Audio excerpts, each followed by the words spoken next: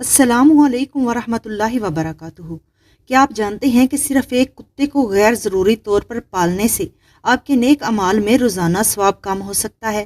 آئیے رسول اللہ صلی اللہ علیہ وسلم کی ایک نہایت اہم حدیث سنتے ہیں جو ہمیں دنیاوی شوق اور اخروی نقصان کے بارے میں خبردار کرتی ہے۔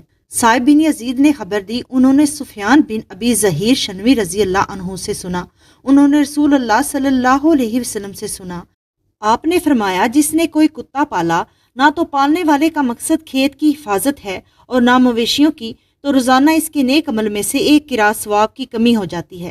صحیح بخاری حدیث نمبر 3325۔ ابو طلحہ رضی اللہ عنہ سے مروی ہے کہ نبی کریم صلی اللہ علیہ وسلم نے فرمایا، رحمت کے فرشتے ان گھروں میں نہیں داخل ہوتے جن میں کتا یا جاندار کی تصویر ہو۔ صحیح بخاری حدیث نمبر 3222۔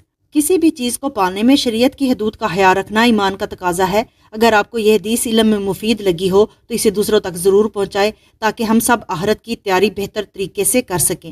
والسلام علیکم ورحمۃ اللہ وبرکاتہ۔